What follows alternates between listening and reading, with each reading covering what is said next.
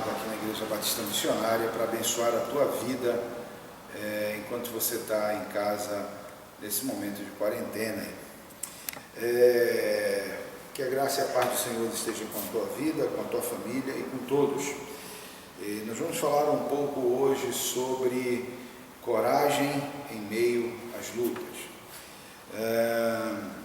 Salmo 144, verso 1 a 2 diz assim: Bendito seja o Senhor, a minha rocha.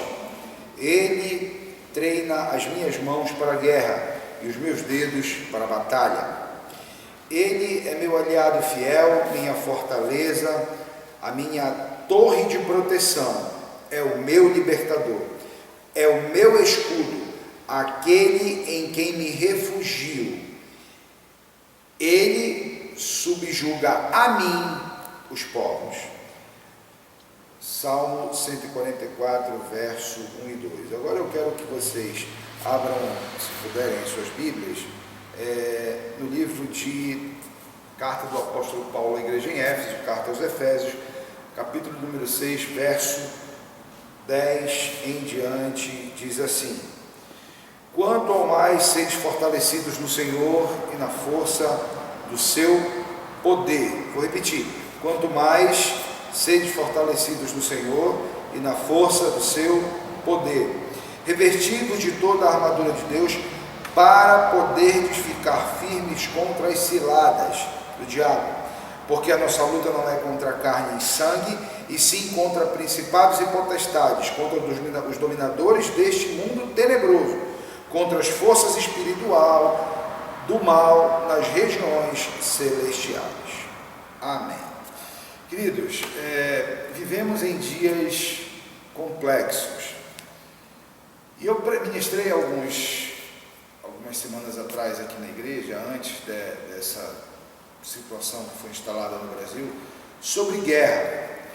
E eu falava sobre guerra espiritual, e a gente falava sobre a nossa postura mediante a essa guerra, que, como a Bíblia fala, de fato vivemos. Não podemos negar que estamos em guerra espiritual. E eu falava naqueles dias, e vou repetir para você agora, que em toda guerra existem duas intenções, dois lados. Oposições de ideias, oposições de intenções, oposições de vontades. A guerra nasce porque existem pessoas que se opõem umas às outras. No mundo espiritual não é diferente, porque existem dois mundos espirituais, o do bem e o do mal. A guerra se instalou há muito tempo atrás. As forças do bem vivem por lutar contra as forças do mal, e isso é um fato. E a gente precisa entender isso. Não adianta a gente imaginar a vida sem essas duas vertentes, porque a Bíblia nos ensina isso. Volto a falar, eu falo do que acredito, falo do que vivo, eu vivo pela Bíblia, e a Bíblia garante que existe uma guerra de origem espiritual, e como toda guerra tem dois lados, nós precisamos escolher qual lado estamos. Vivemos hoje, mais do que em todas as épocas, eu me arrisco a dizer, porque vivi, me cresci dentro da igreja, eu me arrisco a dizer que essa, de todos os anos que eu vivi da minha vida, é um ano em que mais tem sido demandado da minha vida o meu posicionamento. Ou seja, eu tenho que hoje, mais do que nunca, saber de que lado eu estou, e saber a quem eu sirvo, e saber a quem eu temo, e saber em quem eu devo confiar as minhas atitudes. O mundo está mal, e existe claramente dois lados, e sempre será assim na guerra. Os dois lados vão aparecer: o lado de quem quer o bem e o lado de quem quer o mal. Eu falava na igreja, e vou repetir aqui para você, que como os grandes líderes dos lados de uma guerra, eles expõem aquilo que mais precisam. Deus nos traz esperança, vida, amor, coragem, e o outro lado quer nos roubar, matar e nos destruir. Não a propósito, eu não imaginava que nós viveríamos dias como esse. Eu dizia, a intenção na igreja naqueles dias, a intenção de Satanás é gerar em você sentimento de morte, de mortandade, sentimento de assalto e sentimento de destruição. Hoje eu recebi um vídeo nas redes sociais de uma importante líder espiritual que recebeu nesses dias uma revelação de Deus. Eu creio em revelação de Deus, quem me conhece sabe. Eu nasci e me criei em uma igreja, estou em uma igreja que acredita que Deus fala através das pessoas, que acredita que Deus fala através de sonhos e de revelações. Eu acredito nisso, por isso eu estou partilhando esse vídeo com vocês. E essa liderança dizia que Deus a havia incomodado durante a noite para orar pelo Brasil e pela situação que estava se instalando há algumas semanas atrás.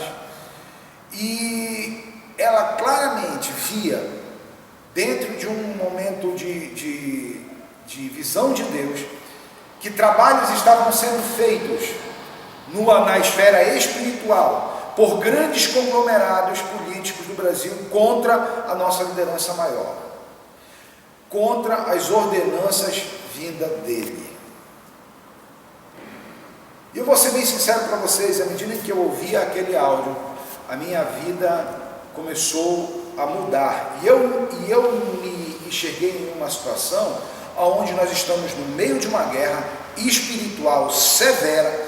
Porque veja, eu jamais irei incentivar você a lutar contra um homem ou contra a ideia de um homem. Isso não é o que a Bíblia diz. Mas a Bíblia nos ensina a lutar espiritualmente, com as nossas armas espirituais. E deixa eu dizer uma coisa para você, hoje mais do que nunca, você precisa lutar de forma espiritual. Hoje, mais do que nunca, você precisa dobrar o seu joelho e pedir que o Deus da tua salvação, o Deus que cuida de você, o Deus que dá a você a vida, esse Deus, o Deus dos exércitos, se mova a nosso favor e a favor do mundo, a começar pelo Brasil. Não podemos parar, não podemos nos amedrontar.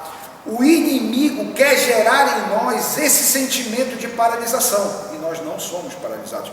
Primeiro, a nossa vida está na mão de Deus.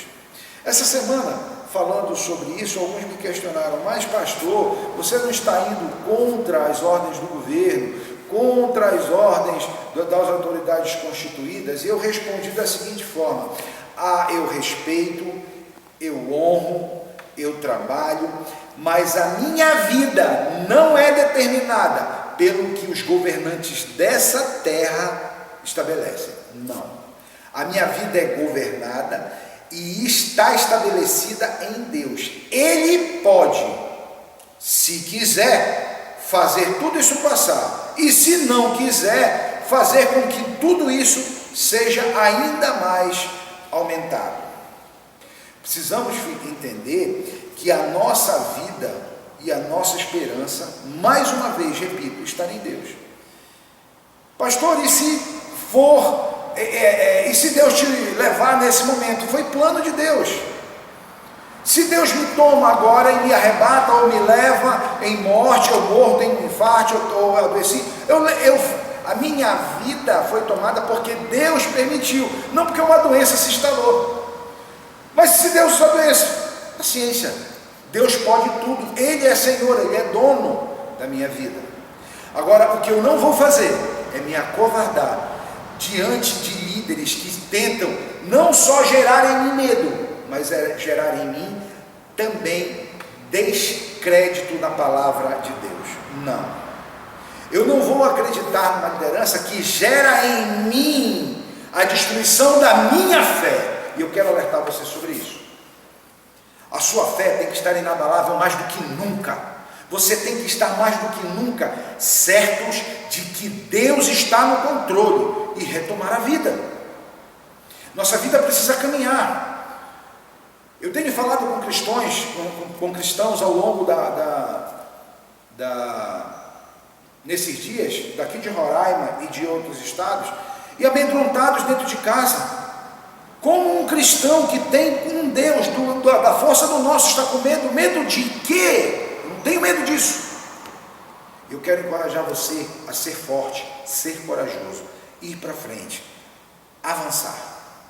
Eu quero fazer uma oração com você, eu quero encerrar esse momento, e eu quero orar, ministrando na tua vida coragem, para sair da posição onde está, e lutar por um Brasil melhor, por um mundo melhor, por uma igreja melhor, porque Cristo está voltando.